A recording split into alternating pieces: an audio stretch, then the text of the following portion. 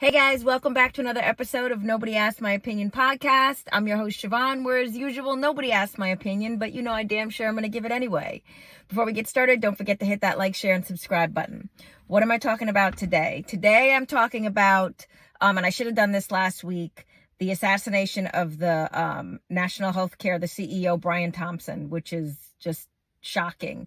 I'm sure by now everybody's seen the video of him getting shot on the street by, at that point, an unknown assassin with what looked like a silencer, randomly. Like, it just one of the most random acts of violence you're going to see.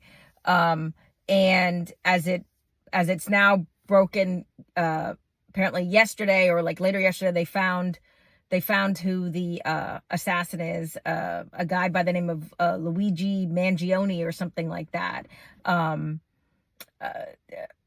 Like they're saying this guy is like had a whole manifesto and he's like living off the grid type of thing. You know, this whole story is like, it's like a Dateline special. It's just horrific. Now, Brian Thompson, he's a dad with 2 kids. Granted, nobody hates, like, you know, I know everybody's going to hate on the healthcare industry. I'm not a fan either, but people are actually celebrating this guy's death, which to me is horrific. At the end of the day, there's 2 kids now without a dad. You have that Washington Post, former Washington Post reporter going on saying she was joyful with Piers Morgan over his death. Like, what is wrong with you? Like, that's how sick you are, that you're doing tit for tat, saying all the people that he killed. He didn't kill anybody personally. At the end of the day, this guy's doing his job. And you know, whether you like it or not, he's made a lot of money doing a job that not everybody could do.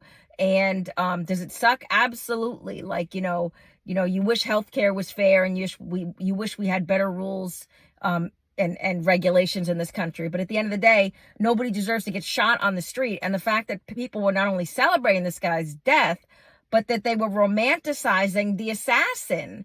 Like, I'm horrified. Like, before this guy got uncovered, people were like, oh, he's cute. All I can see, you know, is you can only see his eyes through his mask. What is wrong with this world right now? I'm like, how are you guys turning him into like a real life Robin Hood and there's all these reels? This isn't funny. Somebody died. This is like, sometimes I think we are so disjointed as a country from what really happens online versus what happens in real life. This man is dead. He was murdered on the street. He didn't even have a chance to turn around. So there is no, don't make this guy Luigi Mangione. He's not a hero. Okay. He's a nut job who just shot somebody without a chance to like defend or protect himself. That's not the way you do it. And I just like, so now apparently they caught him. They caught the assassin in a McDonald's. People were actually making jokes that the guy sitting there eating hash browns looked just like the assassin. Turns out he was the assassin.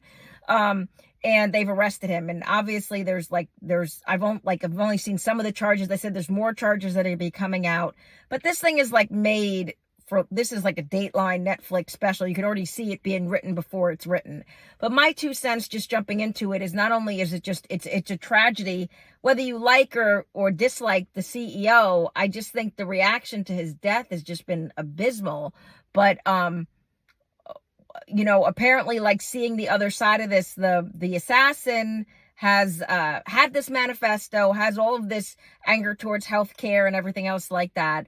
So obviously there's going to be a background reason. But again, guys, I don't want to, like, I don't, the reels with like laughing about CEOs being, you know, gunned down. That's not funny. Like, that, there's nothing funny about that. At the end of the day, you may or may not like how somebody does their job, but the way obviously this was handled, and I think Brian Thompson deserved the respect and the graciousness of death, particularly because he's a dad with 2 kids. People are going to see this. So before you make that real, and I'm not, you know, not here to judge you and go naughty, but before you make that real, consider that he's someone's father, you know, and the kids at some point when they're old, they're going to see that. But I'm like waiting, because it's like, they're not giving us a lot of information about the assassin other than, as of now, like he lived in Hawaii. They said he was a digital nomad. He was all over the place, but they're not giving us really a reason why, how, and what. Like, this is just like, again, made for TV type of stuff. But let me know what you guys think. Do you think that the reaction to this and the way some people just like romanticize the assassin was appropriate? I just found it so disturbing myself. But let me know what you think. Get down in the comments. Don't forget to hit that like, share, and subscribe button. As always, I'm your host, Siobhan. Nobody asked my opinion, but I damn sure I'm going to give it anyway. As usual, have a good one, guys. Bye-bye.